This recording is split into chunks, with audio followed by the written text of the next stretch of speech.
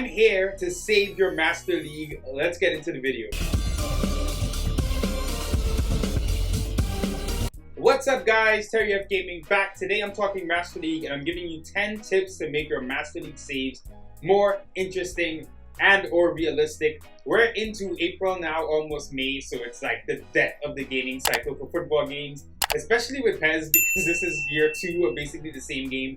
So here's some ideas that can help you spice up your Master League. I actually want to hear from you guys as well, what you do to make your Master Leagues more interesting. So drop them in the comments below. Let's get the video started. Alright, so let's get into these tips to make your Master League or career mode that much more realistic. First off, set a scenario. When you go into your Master League or your career mode and you're deciding which team to pick, why not set a scenario up that you have to live by throughout the entirety of the save? For example, you can do a Barcelona financial ruin scenario where Barcelona now are in Segunda. They've had to sell everyone because of their financial issues, and you're rebuilding the team from scratch using a lot of youth team players and young Spanish players. Conversely, you can do a Newcastle financial takeover. Give Newcastle a large budget and have fun taking the leap that Manchester City took around 2010, or the one that Chelsea took around 2003. Now, if you notice, both Chelsea and Manchester City, they did not immediately start buying the best players in the world. They had to kind of rise over the years, so you can implement that. Even a Swansea Welsh only save, where you only buy young Welsh players, or maybe 80% of the club has to be Welsh players. All of these scenarios, you can come up with the ones you want on your own, but you can set up things that may not be exactly what's going on in real life, but can add a lot of extra spice to your Master League. Only make a few transfers per summer window. This is probably the most important point, and I'll go into transfers extensively here. First things first, keep most of your original squad at least for the first 6 months, but definitely I would say for the first season. When you're taking over, get to know the team. Of course, the players you have may not be perfect, they may not fit the roles you like, but maybe you adjust to how the team can play for the time you start and then slowly change the team over time. Don't just come in and immediately change the team to exactly what you want. You may even find some hidden gems in some of the players there that end up being world-class legends for you. For example, in my Racing Santander save last year, Lucas Zidane, yes, Zinedine Zidane's son, was the goalkeeper on Racing on loan from Real Madrid. I did not really plan on keeping him for the entirety of the save, but he was incredible. I gave him a chance. Even when I bought in other keepers to compete with him, he beat them all out. So I ended up having 5 full seasons with Zidane as my keeper, and he basically retired in that save as a club legend, so to speak. So there are many joys in looking at the original squad. I suggest when you start Master League, you really take the time to evaluate your squad, look at the strengths and weaknesses, look at what players can play different positions potentially, and use them as a stopgap before you start making transfers. Also, I would say make the bulk of your transfers in the summer. Teams don't really go shopping in real life in January the same way they do in the summer. So it's unrealistic that you're bringing in world-class players in January. In real life, teams would not sell players around that time. Another point when it comes to transfers, only sign players that are in and around your level. Don't go in League One or the Championship buying players from the Premier League even if they're on the bench. Buy players that are in your league, that are performing in your league, that are maybe not from your rival teams. Buy players that are from weaker leagues, buy players that are excelling in weak leagues that would love to come over to a bigger league, even if it's a lower level. Be realistic with your transfers and look at your club level. See which teams are ranked around where you are.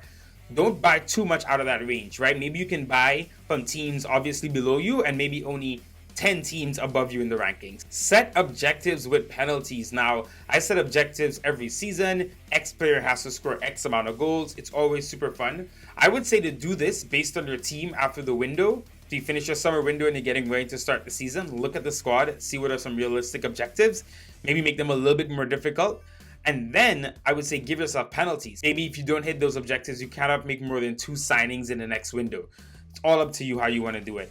Use my AntiVgen project. So if you're a FIFA player that happens to be checking out this video, this has nothing to do with you. For people who play PES, as we all know, regens are a big issue in Master League as old players come back as 16-year-olds and it kind of ruins the immersion. I've put together an extensive AntiVgen project. It requires quite a bit of editing, but it can be worth it in the end. I will put the video up in the top right corner of the screen. Check it out, guys. I'm not going to go into it too much here, but basically it's going to allow you to have young players that become world class and hit higher potentials, and get rid of most of the regions that appear in the first few seasons of Master League. Do not hoard your players. Now, this is a big one. We all have our favorites in Master League. We find favorite players that we love that fit perfectly with our team. It might be a star forward, it might be a star defender. If a bigger team comes in for these guys, sell them.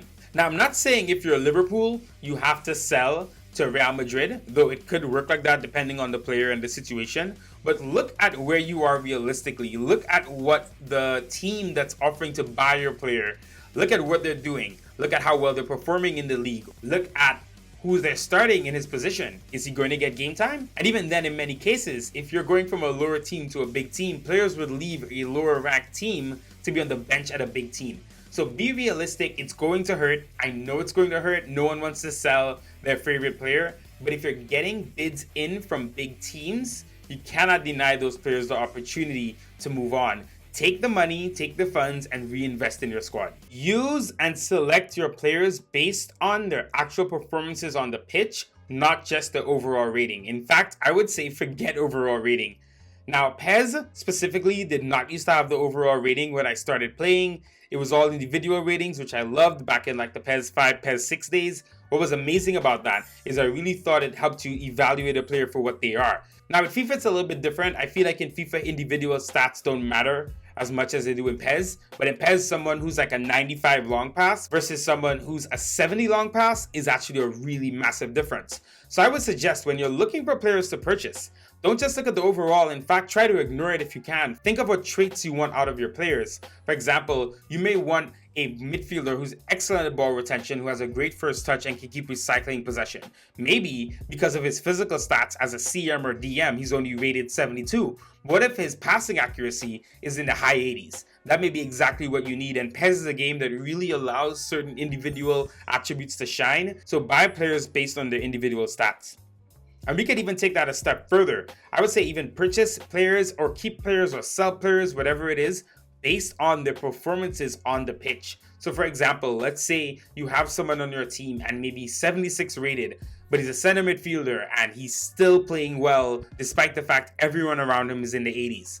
If he is playing better than the new signing you made that's 82 rated, keep that guy in the starting position. I've always felt like in my Master League saves, players can only lose their position if they're not playing well. They will not lose it straight up on ratings. Of course, if I buy a star player, I do want to get him into the team and get him playing. So I'm not going to freeze him out the team.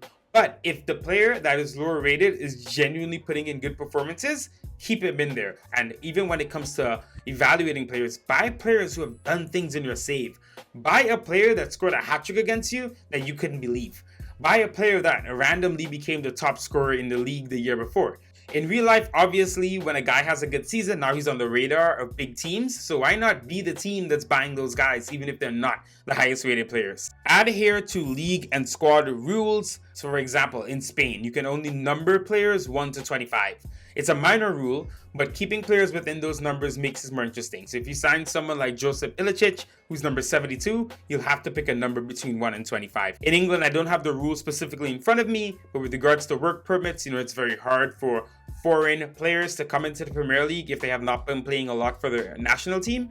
So what you can do is if you're in England and you're considering buying someone from South America, look and see if they're on their national team. Obviously, we can't see how many caps they have, but as long as you can see if they're on the national team or not, you can give yourself a good gauge of, oh, will this player actually be accepted by the FA if it was real life, and work like that. There's just so many ways that you can adhere to the league and squad rules, especially when it comes to an amount of homegrown versus foreign players that a team is supposed to have. Keep things fresh by changing appearances. This is largely cosmetic, but I promise you it makes a difference. Change hairstyles, change boots. Show the players over the course of the years changing. If you have a young player that's 16, maybe by the time he's 19, he's a little bit taller. Maybe he has a little bit more muscle, more of a beard. There's so many examples of things you can do like this, but even just changing the boots and the appearances keeps it more fresh season over season. Upgrade your stadium. This is something I also did with Racing Santander.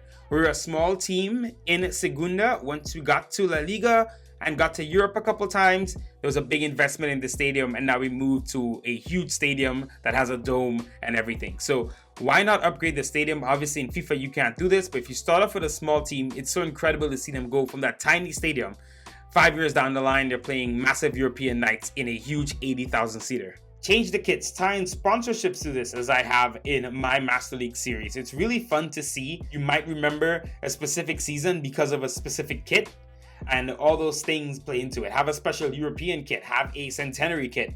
Buy older players and do not ignore the older ones on your team. Now, this is a problem that's an epidemic really with career mode or Master League. Of course, you get in there and the first thing you want to do is sell players that are not developing, buy young players that are going to be good, and watch them get better. And while that is, fun and you want to see everyone grow, no one wants to see a player decline. It's not really realistic. In real life, experience matters. And the good thing about PES specifically is that they actually have this built in.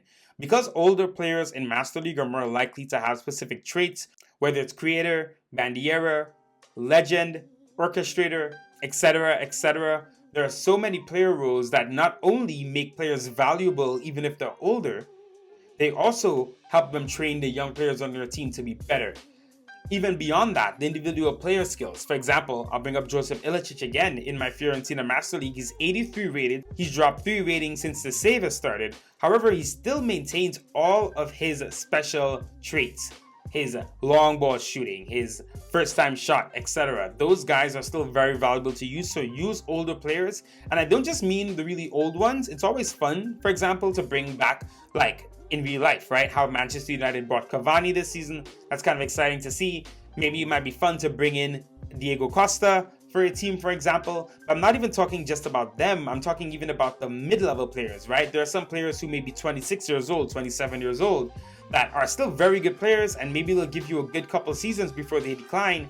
Don't be afraid to buy those players. Buy them and use them. You'll open yourself up to so many more possibilities by using the players that are not just the young wonder kids every time. And copy the club ethos. I find this really fun. Live up to what the club does in real life. So for example, let's say you start a Master League with Borussia Dortmund. You have to know that Dortmund will buy young talents and sell those young talents when a big team comes for them. That's consistent. At some point, they're going to sell Holland, and then they're going to buy another young forward and just keep it going. So if you're playing with Dortmund, that's something you can do. If you're playing with Wolverhampton Wanderers, for example, they have a very heavy Portuguese focus right now. So maybe half your team has to be Portuguese, and you're really looking at the Portuguese league for young, cheap talents that you can bring over to England. Sticking with what the club does in real life just adds another layer to it. Another example, Porto as well. Porto consistently buy young South American talents, develop them, then sell them to bigger teams across Europe. They will also, in addition, bring back older Portuguese players like Pepe, for example, right now, even in the past, Ricardo Quaresma, who have gone abroad, achieved some success, and are maybe coming back home. So you can use that with Porto, have the older Portuguese players coupled with some of the young South American talents, and when those talents get to a certain age or a certain level, you sell them off to bigger leagues. That consistent rotating door of trying to maintain your level while not being able to hang on to players that you like a lot will keep it so interesting. Alright guys, so that is it for the video. Thank you for watching. If you're still here in the video this late, drop a comment below and let me know some of your favorite Master League stories or Master League saves over the years. I am a Master League fanatic, as you can tell. And I have memories of like amazing Master Leagues I had as a kid, teams I developed, so I want to hear yours as well. Also drop any comments below with regards to what you do in your saves to make them interesting. Take care, stay safe, see you guys next time. Thanks for all the support. Peace, I'm gone, goodbye.